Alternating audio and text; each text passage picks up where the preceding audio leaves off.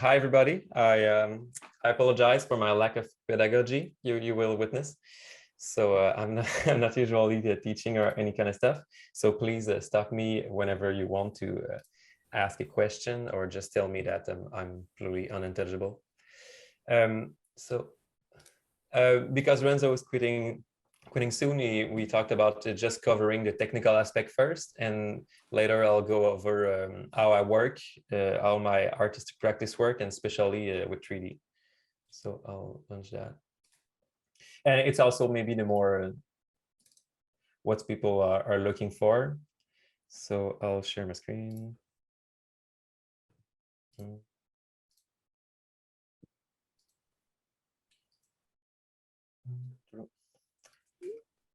Up.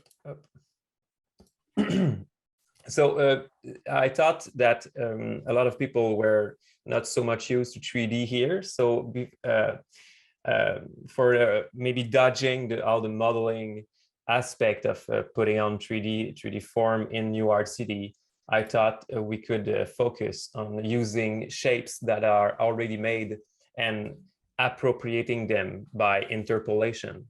So I will like to focus on downloading stuff, looking for stuff that already exists, and to adapt it to your project, to your will, or just maybe to decorate a video or a text that you would like to put in the space. So I've gathered 4 places to get models for free that are very extensive places. The DAZ 3D resource is very good for human shapes. Sketchfab is the largest one. It's to have whatever you want to have. It's to environment or plants, boats, whatever objects you want to find, you will be able to find there. Model resource is maybe more video gamey, but it's still very easy to access shapes there. The video games environment have a very good workflow to produce shapes that are very light to handle in a real-time environment, like we are dealing with New Art City. And Blender Kit is actually an add-on for Blender that is also very extensive in his library to find every kind of object you want to find. All these resources are user-made, so they are way bigger than you can expect them to be. So there's a lot of stuff you can find there. I would like to propose you to work in the GLTF extension format. It stands for Graphic Language Transmission Format. It's beginning to be the more known extension to work and to have a clean import-export between software in 3D and on the internet. Most of application you can find will use it, and on a one specific extension that this extension can have, it regroup every picture within one file. What the FBX extension doesn't do. So specifically for New York City that we are dealing with, it's not required, but especially useful. I've destroyed a shape that I've wanted to present you today. So I've been to the Sketchfab website to find it. It's a doll, the farmer character. I haven't named it yet. In Sketchfab, you can easily download shapes by clicking downloadable and searching for character. And you will be presented with a lot of shapes that are all downloadable. Watch out, some of them are you need to pay for them, but there's way more that you can simply just download. These shapes are exactly presented in a real-time viewport. So you have an example of how they will look like in the new RCD. So you can find a lot.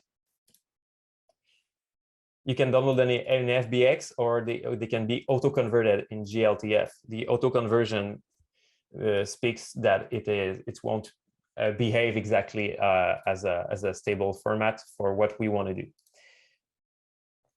So we will have to look at back in the software. So this is character I took. It comes with different parts. It can be, it's downloaded like it arrived like this. Okay, so modern 3D shapes that are exchangeable and commonly known comes with a PBR material. Where are you? Oh, I lost it.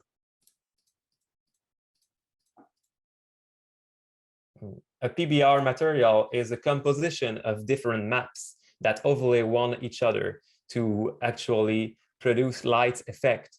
The lights are decomposed within the maps that I've just shown here to address different vector of calculation that produce the illusion of a materiality.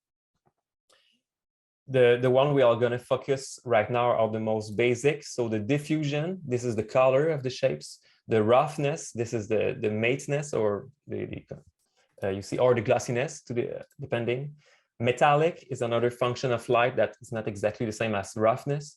Specular talks about the environment, and the emission is the light that comes from the shapes. All these different maps comes in JPEG, PNG, or bitmap. So they are very, very simple pictures that are addressed on the shape. So right now I'm just skipping the whole let's make a shape and address what we want. I'm going straight to using shapes that are made. So because I think it's maybe more time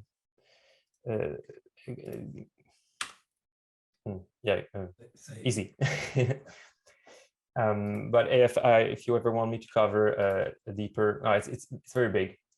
So let's just get right there right now. The destruction aspects is also very. Excuse me, how did you import the? Yeah, I'll start back a new file. So yeah, this is the pedagogy. I don't have. So here I'm using Blender. It's a free software that you can download at blender.org. It's not as much computer consuming or needing a big computer, but as more shape you put and the more definition you have on your shape, it's gonna effectively demands a lot. I'm gonna import my character, which I think comes in FBX. Where are you, character? You're here. So here I got my character.fbx, the little farmer guy. In Blender, I'm gonna import it in the extension that it comes with, so FBX.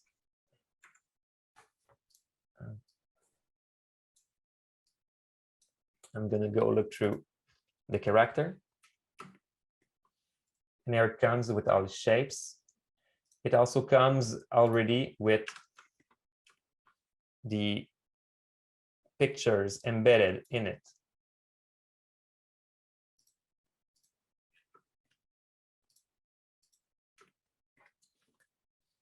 This is the PBR material node that lets you put through pictures into the model.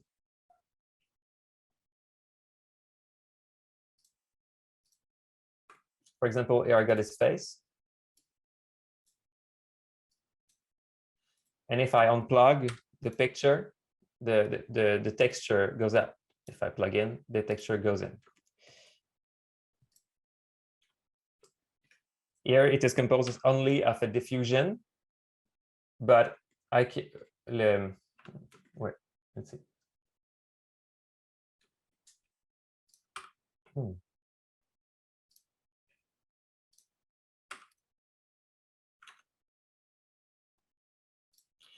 So let's try to play with it a bit. I could add a picture.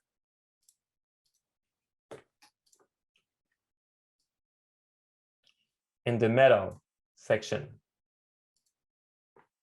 I could go look for a picture that I have. Let's say this. I'll show you the picture.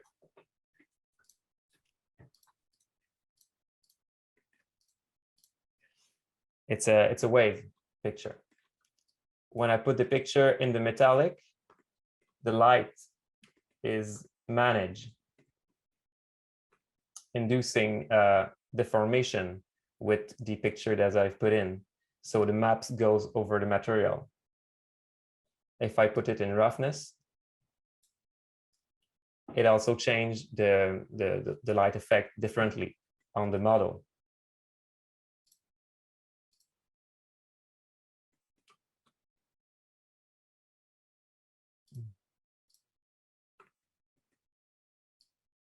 I'm just changing the environment.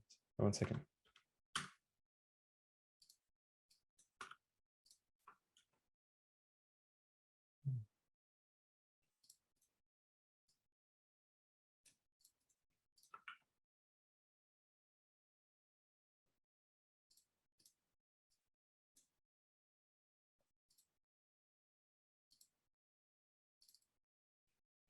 So here it is more clear.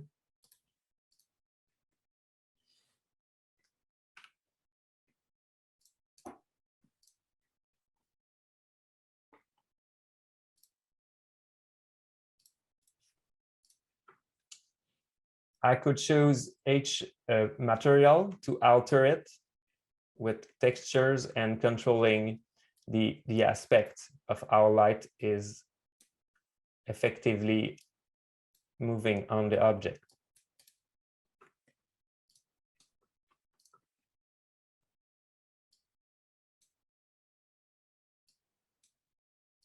Adding texture will help you to have more definition on your shapes in the new RCD environment. It will make it will react to the environment, and it will be more seductive and also more satisfying to look at. Because 3D shapes have the sad faith of being all the same if you don't specify it and don't give it personality.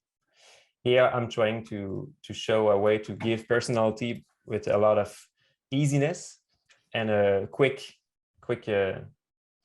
setups to not be intimidated by workflow. Here I'm using a grass texture to put in the, let's say, on the roughness. So here with not too much work, my little farmer guy is becoming a I don't know, zombie glued in petrol.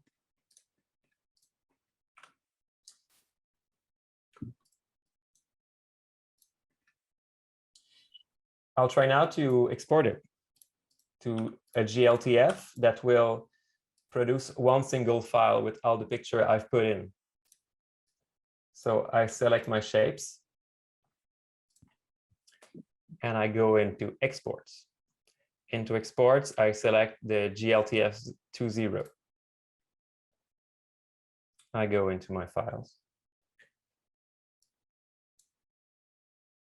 Watch it. I'll try it.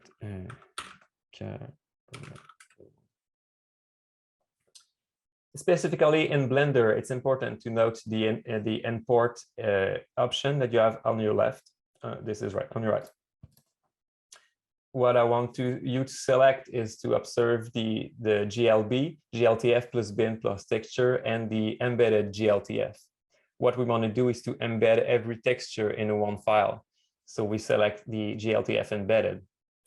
That way we can drop only one file in URCD. I also watch out to produce a select object, and so it won't export all the scene. And I will export it.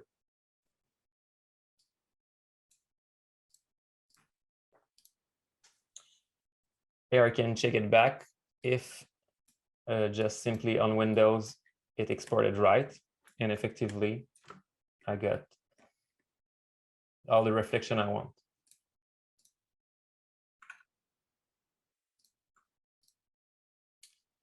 In UART City, I'll use the the traveling demon world to try it right now. Upload. Character 1.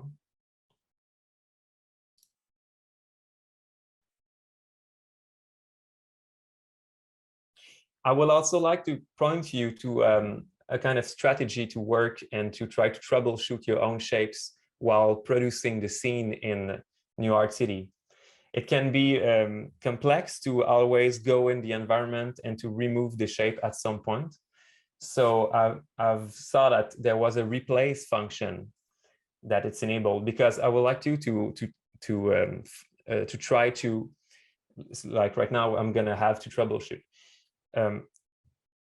To have the shape you want to have, you will need to export and import a lot of time to test if the light is how you want it to be. So right now I'll show you. We'll go in this space, and the shapes comes in a size which is never always the same depending on the software you're using. So here every shape comes to the world origin point. This is why they are all stacked one on the same. But if I choose my shape and I put it somewhere, so you see already I get like it's kind of seductive light that use the environment around it. It's very dark. We'll try to make it a bit more light, but it certainly have a lot more quality than the default material.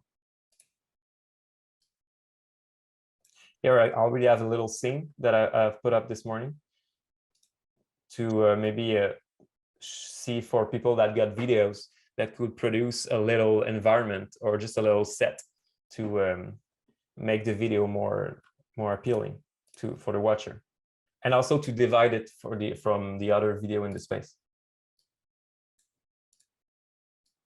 So here I got my little farmer guy, and he's positioned. So I've altered his position XYZ, but I'm not satisfied with the light. So what I'm gonna do is quit the space and go back into my software to try to change little sets to so it's gonna be more adapted.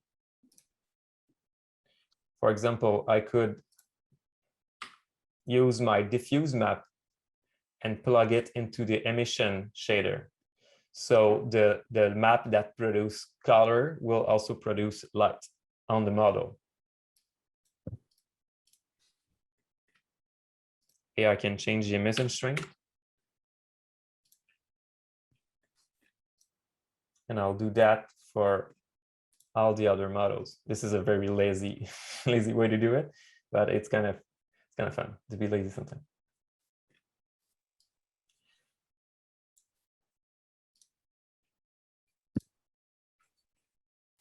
And so I've just added a little modification, but I will already re-export it to see what's changed, because I don't exactly know how it's gonna go out. So I'll save it. Yeah, character.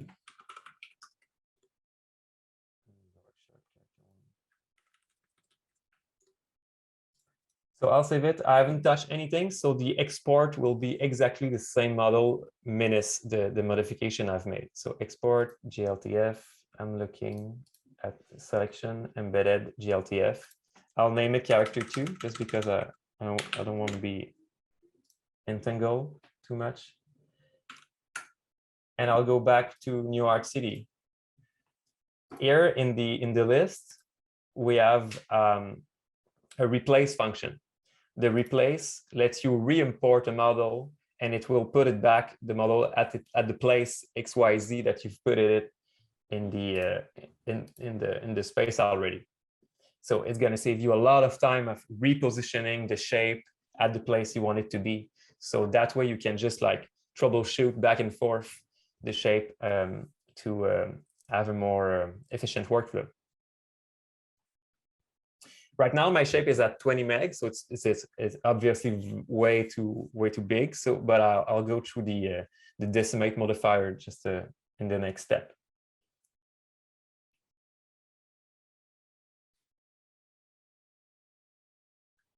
So it took a bit of more light, but not that much.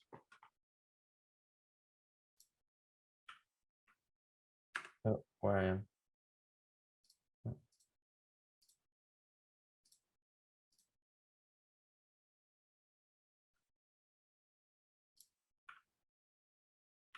Oh, there we go. Also, it's way more clear right now. It's kind of satisfying. Oh, but his back is black. It's kind of fun. But the shape was way too big. So I'm gonna go back in my software. In Blender, you got, I know I'm going very straight over a software that is expensive, but there's a lot of tutorial. But if I would do a full course, we will never end this. So every shape could have modifiers. It's a mathematical operation that go over the mesh. And the one we are specifically interested in is the modifier decimate. I'll put on the wireframe to show you. The decimate modifier recalculate your shapes and put some away. So I'll just be clear. So here I got all the shapes. And if I reduce the ratio, it's gonna produce triangles bigger and bigger and bigger.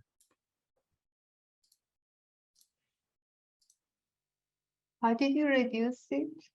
I reduce it to have less polygon. The less polygon I have, the less big is the shape. Yeah, I understand. But what did you use to reduce the? I've put a modifier on the shape, so I'll redo it. Here I got the face and the arms, and I go on the left side and the little key, and I add a modifier, and I go select decimate modifier. It's gonna open a little window. And in this window, I got a slider. And I'm gonna go put this slider down at the most possible, or just maybe, you know, if we are in the destructive manner, maybe I can just look to have it deformed by this decimation. It will not decimate the JPEG, although it would only decimate the surface on which the JPEG is. So you can have high resolution picture on very low polygon, which creates kind of beautiful effects.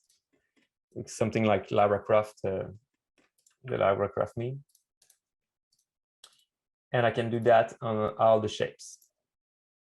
So I'm decimating them. This way my shape will have very low polygon. That is one way to lower the space cost of your shapes. And so there now I'm gonna get the wireframe off. So he looked like a big potato, but he's very light. And this is the compromis. And goodbye the eyes. Now that's a beautiful model. The others, and so I can re-export it. File, export, GLTF.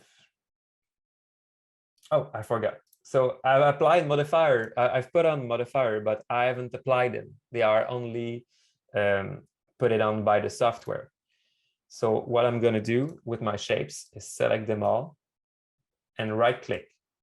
And I'm going to say convert to mesh. I will put on tutorials next, just after in an email, so you can follow through and go back to more detail. Oh. And so now my shapes has no more modifiers, but is converted to a low mesh. The other side of what taking a lot of memories in shapes is the picture themselves. The picture that are on the models. As I told you, there's a lot of picture that stacks on one another. And so on our model right now, we got a normal, that is this picture. We got a diffuse, which is the UV maps. We got also the pens themselves have their own diffuse. And so all of them are kind of heavy. The normal is 7 meg. The diffuse of the pens is 3 meg. The skin is 3 meg. So they are added to kind of a 20 meg. And so we could go over that very easily by simply opening Photoshop or GIMP or whatever you have and resaving the picture by compressing it. So this is not sorcery. You alt save JPEG into the place, yes. And you simply drag down the quality, not to its maximum, but maybe 2 or 3, and it's gonna go down the quality by an expensive margin. You can do that later to each shapes that are used by the model. And in the PBR material, what you need to do is to readdress the picture with the new one you made.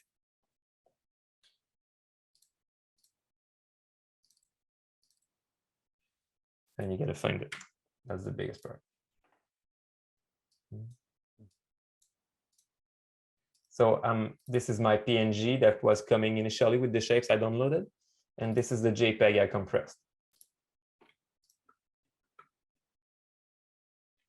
I will do that with all the shapes I have, all the pictures, sorry.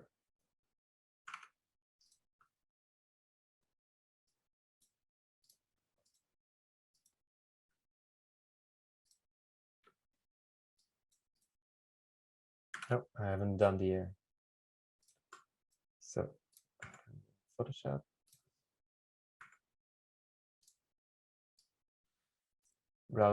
Bring the air, save it, select JPEG,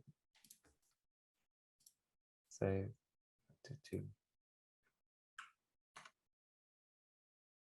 What is the size of this?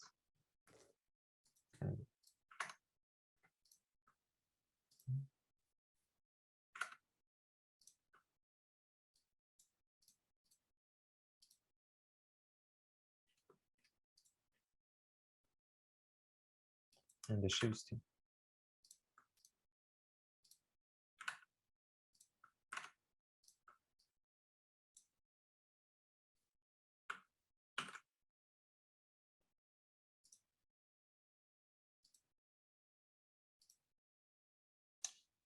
Saving the shoe.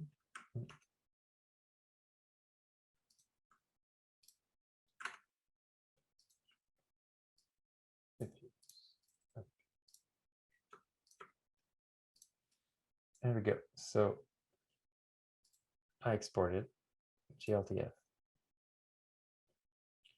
Character tree.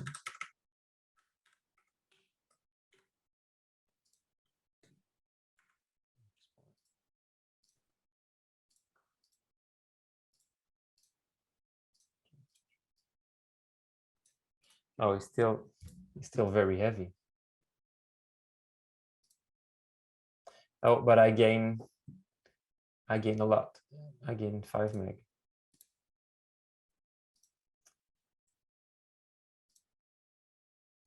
Why are you so heavy?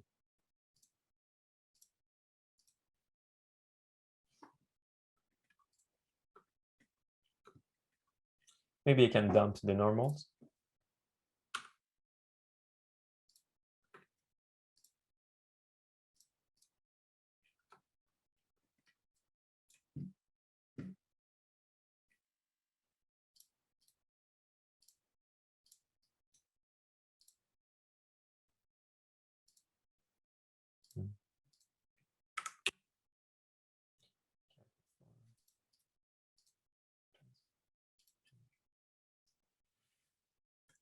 No normals.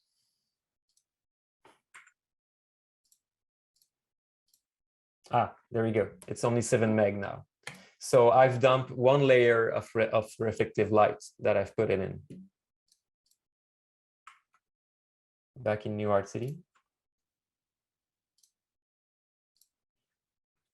I go on the slot of the character I've put it in the world and replace the model with character 4. Oh, he's gonna look bad.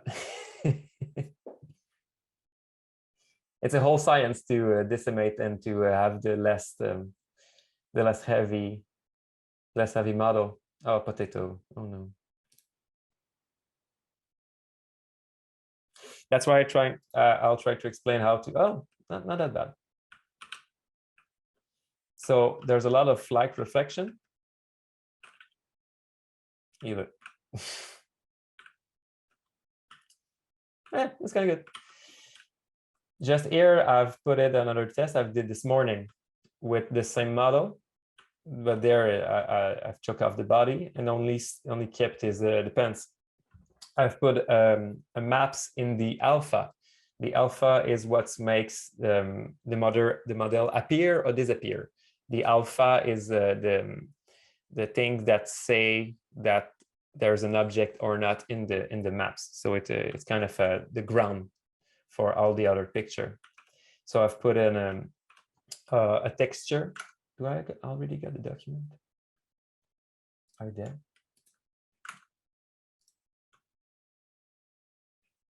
I've started a new one, sadly. So it's what is the texture of grass to pierce the model. So here it's way more and more wavy because I've used the sculpt option. I'll show you. So I'm deleting the air and the shoe just to keep the clothes. In Blender, you have this object mode and the edit mode. It's to go see the mesh and to set the object. But in the panels, you also have the sculpt mode. And the sculpt is where the fun happens if you want to deform, deconstruct. There's a lot of tool on the left to clay, sculpt the shape, but also to move it around.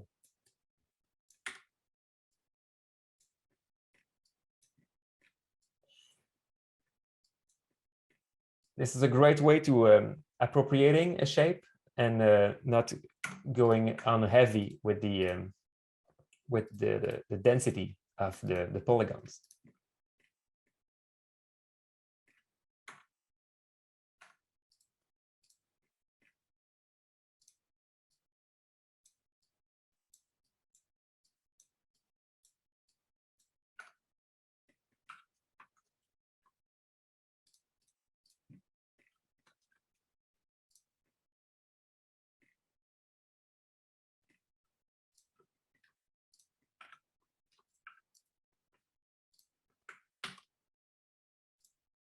Export, TLTF.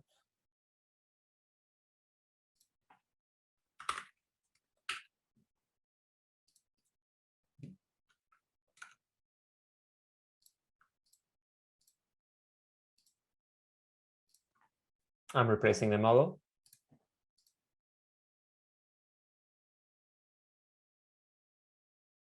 With my new pair of pants.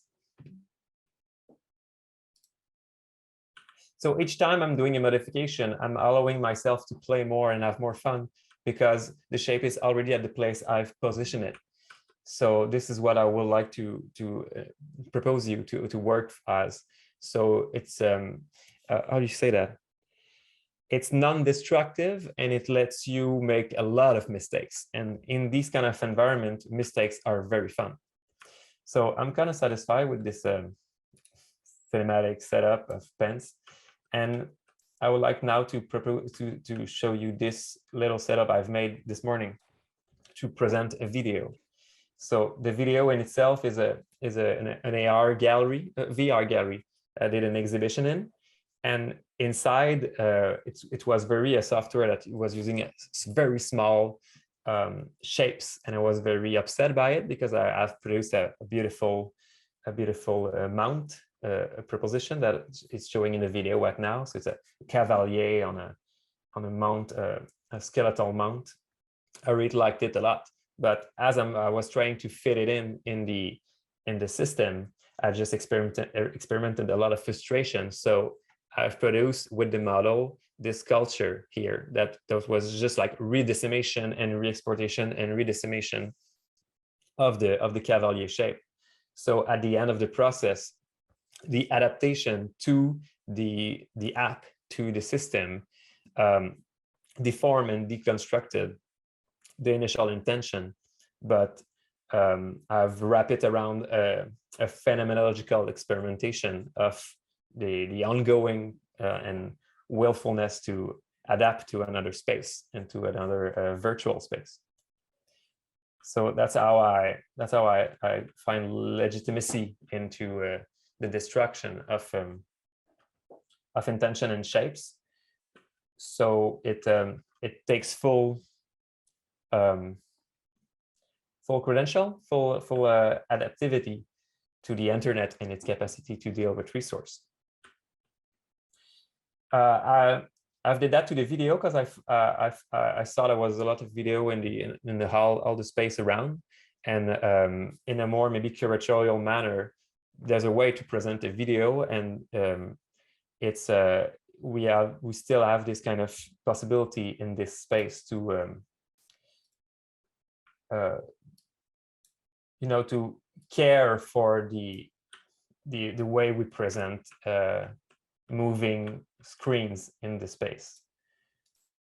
So I thought maybe this 3D experimentation could also be a presentation of the potentiality of architectural intentions and the care to organize the gaze of how we present just a flat surface in a three-dimensional space.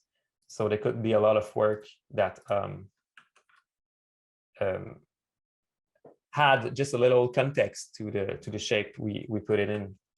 I've put in 2 plans that I've downloaded on Sketchfab. I haven't modified them at all. I just put it in the scene. So I'm going to show you right now. Oh, no thanks. So jumping from software is very difficult. Okay, for the hotkeys. I've did a simple square that I've wireframe with a modifier. I've put it 2 plans and a simple picture on the ground. This whole scene is an object when you export it. You only select everything, and the GLTF will wrap everything in a single file. So you can actually, instead of putting on objects, you can put on a succession of objects in a scene that will still be an object. It will help you a lot to position stuff in the space and to facilitate adaptation and to organization. As such, every object has its own PBR material, so you can care for the light and the reflection and the transparency of each material. How's it going? Do I lost everyone? I got the impression I'm just an horrible speaker. I think fine. Thank you. Thanks, Dino. So I thought of showing you some stuff that I did. Oh, where are you? It's made up, but I count that inductive destructuration because it's not simply destruction. It's more like expecting a destructuration of shapes. This is here the little experimentation I did with the model. When I construct 3D models, I gain a lot of, I think, advantage to merge one another simultaneously. Like this kind of figure that I redo a lot is the same model one-on-one that I just duplicate and I enter sculpt mode and I just deform it. And I also contrast material. So with this little kind of lazy technique, you have an overlaying and underlaying texture that comes from the model. And if you contrast well the colors, you get a lot of results really easily. The alteration of model also, it doesn't cost a lot of resource, especially if you disseminate it and did all the care for the JPEGs and the size. You can have very easily effect on the model that you downloaded. Within this kind of process, I call that interpolation. So it's by the destruction or destructuration of multiple objects, you can open their structure and blend them together to find a new meaning. Here I did an interpolation table on Illustrator, and it made me come with this this kind of rosace. And in Blender, you can take the SVG file from Illustrator and lay it as a shape to make it in volume. Doing this, you still have a low cost shape, and you can go forth in Blender to slide it to the environment. I've saw that there was a lot of people that had schematics, more database shapes. I think that could be a very great strategy to produce artifacts and 3D shapes to induce in your scenes. The SVG, do I get something here? No. I'll upload a SVG. The SVG upload from Illustrator is also simple. It's an import, and you go in scalable vector graphics.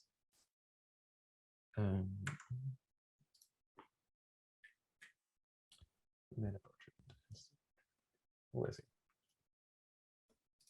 Yeah. Function table.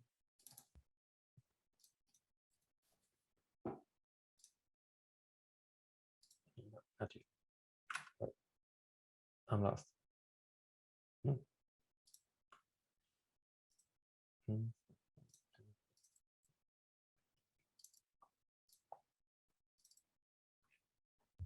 So very good.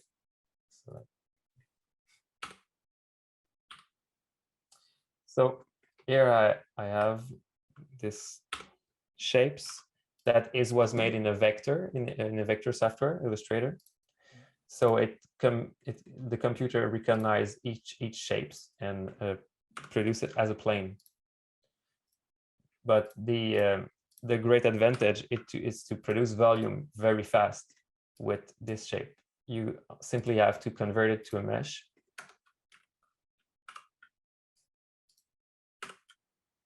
And extend it in space. This strategy, for me, have a lot of reward in it, as you can then simply export it in GLTF again. Maybe check to decimate it before. So this can expand to graphics and also schematics. A lot of software export in SVG, so you could use you could volumetrics anyway, produce in 3D your networks and schematics.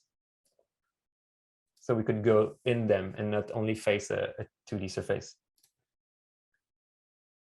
Export GLTF.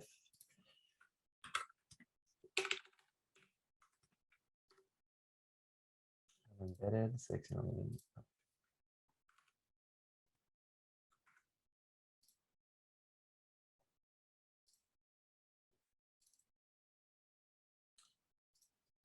Schema. See, it's less than 1 meg, so I'm gonna put it in New Art City. Where are you? There. Upload. Workshop. Schema 1.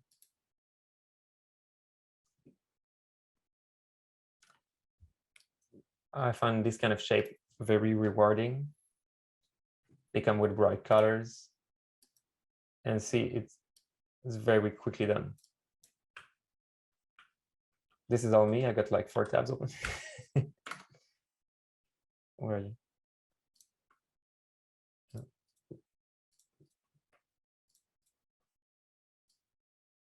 Well, whatever.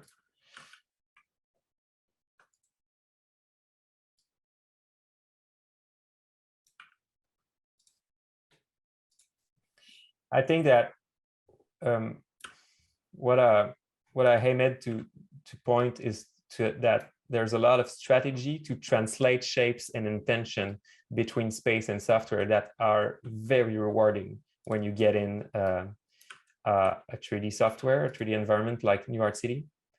And sometimes the destruction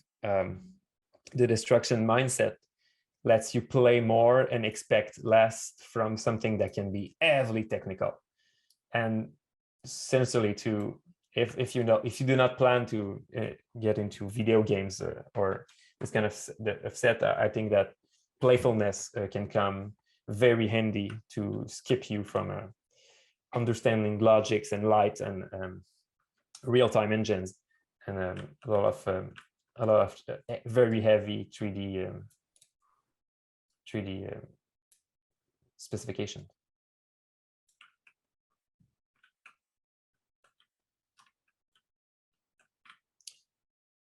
I think it's close to 1 hour. Is this close to 1 hour? Yeah. Maybe I thought I could answer questions specifically or generally about your projects, and maybe we could go in it to as a client a little mini classroom, so I can maybe guide you to our question or try to answer it on live to help others try to shake up their conceptions of 3D workflow and maybe give you a bit of advice. What would you think?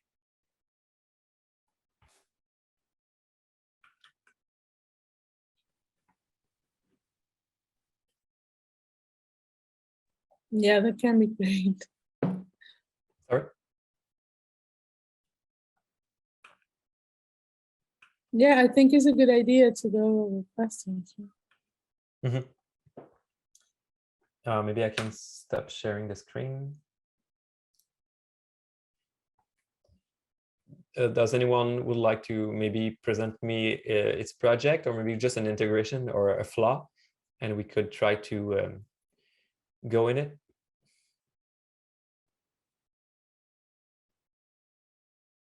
Oh. Well, I can add a comment. I'm still like getting into Blender with the links that you sent and all that. This is extremely helpful. Thank you, and I'm sorry I'm late. I have been trying to, or thinking about if it's possible to create particles that float in the space. Yes. And how, you know, I have a sense because of the sparkless on the donut, you know, that is the same principle. But then I mean, that process is still, but I don't know what is the best strategy to insert some large object with particles in New Art City, without,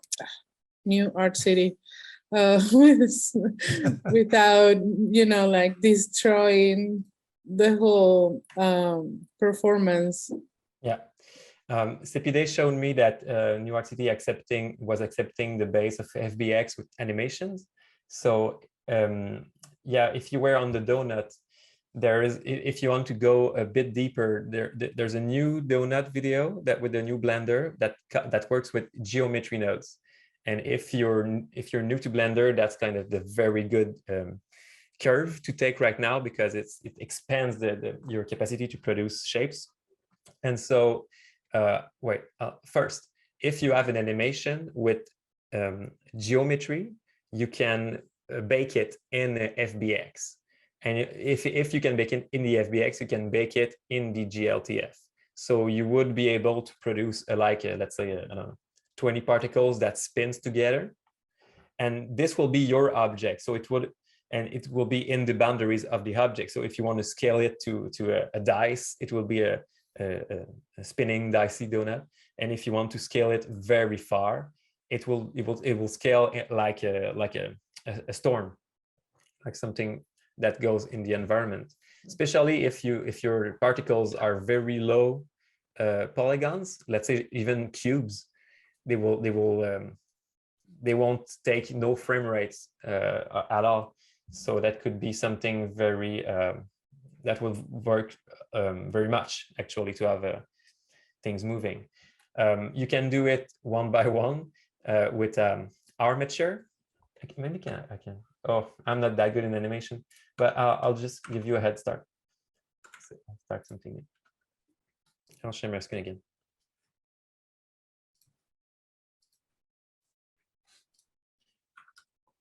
Let's say I have a cube, but this has nothing to do with the geometry nodes, but with a more thoughtful reflection. Oh, can I do it? Let's try to do it. So I got my cubes in Blender. I can put, let's say I have a frame. I have 30 frames. I go on my frame 1. I press I for location, rotation, and scale. And I go to frame 15. I'll put it here. I press I again. And I go to frame 30. And I press I, rotation, and scale. So I can, animation is really easy to do when it's very basic. No. But I'll try to export it in GLTF in my file, in workshop. No. Can you make it like move in a circle, and then maybe if we can make one of them, then we can multiply? Make it Yeah, kind of, right? I don't know live if I if I can do that. I will need to watch a tutorial. But by the way, each question you have in Blender should always go into YouTube and ask for a tutorial, even if it's moving around Blender. You always find answer to your question. But I just want to see if the animations baked as easily as I thought it baked. Transform geometry. Apply modifier tangent animation. Oh, use current frame animation. So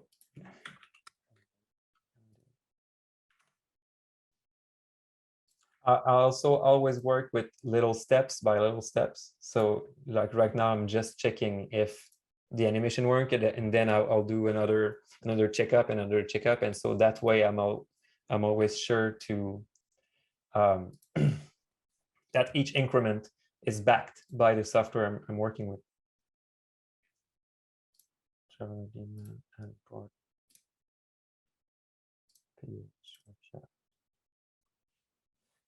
What it was, anim.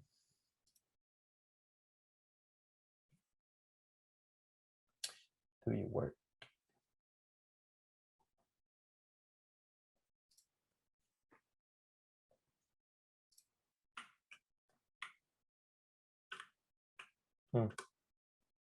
See, I don't see it.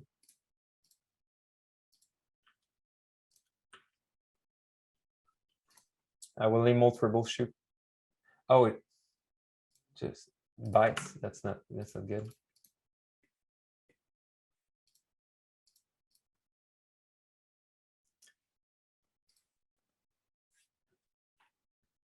Export. Oh, that's me, sir.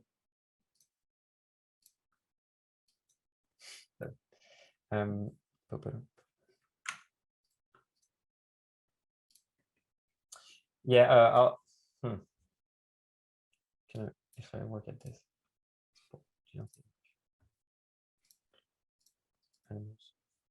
Use current frame, sampling frame.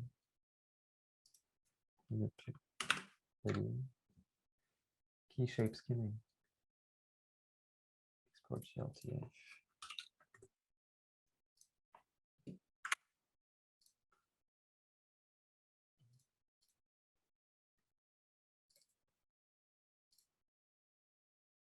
Oh, that one will work better.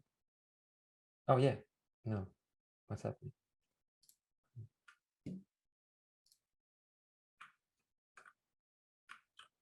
No.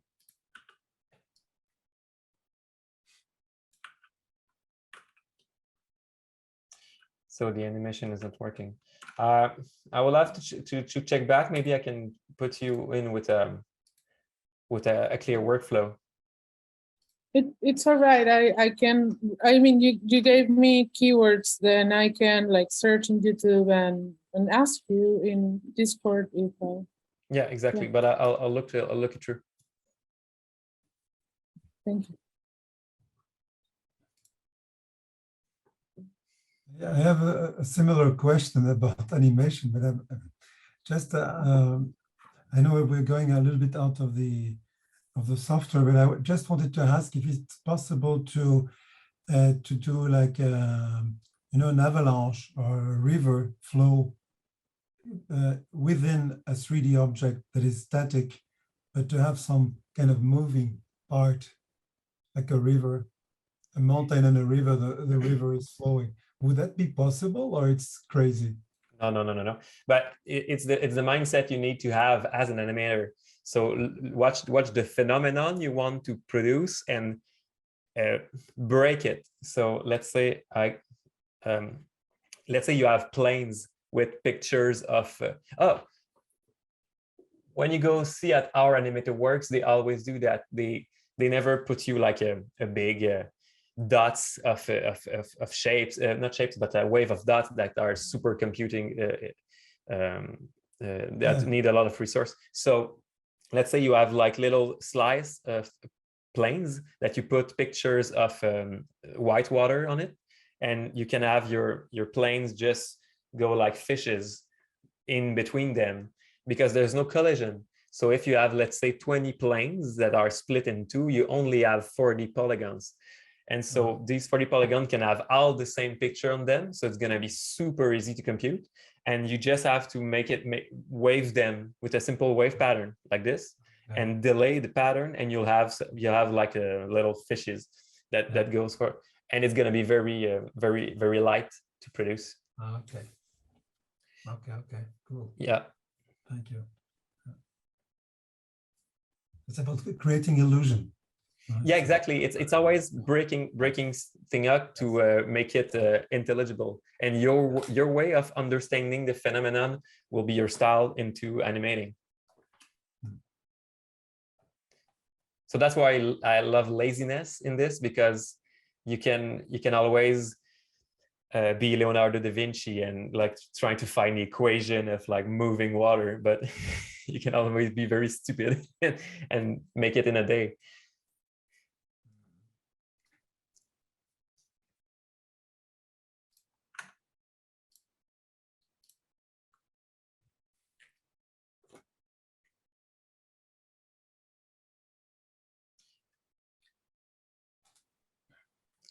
Also, yeah, I haven't checked the chat. Okay. So whenever you have question, you can write me directly on Discord. I really love to answer this kind of stuff. It's way more stressful than producing a presentation like that, and I'm way more qualified also.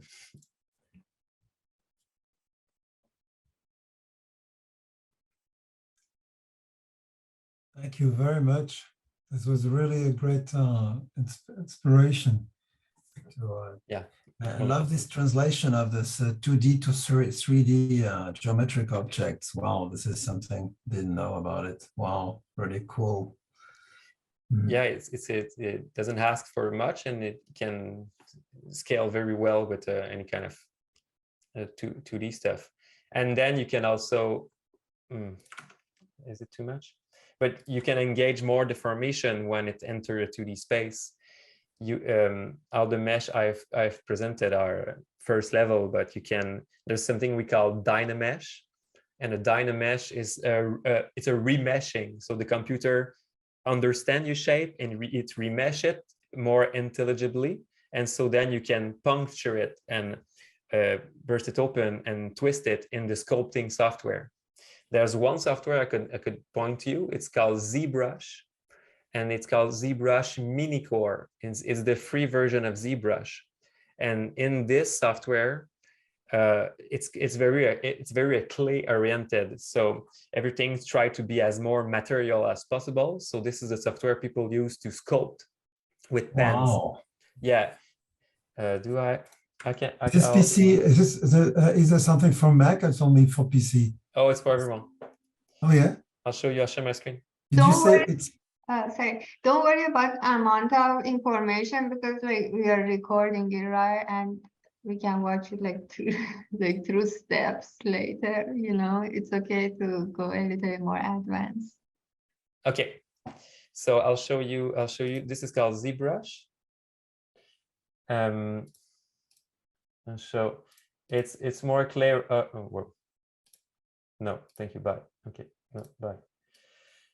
So this is a sphere, and on the sphere in ZBrush you can. Yeah. Wow. It's super tactile. This is very more artist. Yes. You know, Beautiful.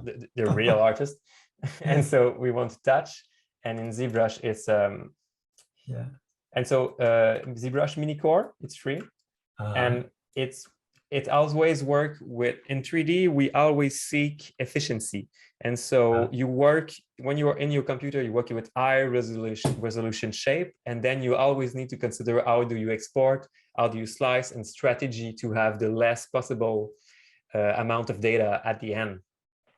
So right now I'm in not so much high resolution. I can divide it and it get super slick, but then I will have a lot of process of decimation to make it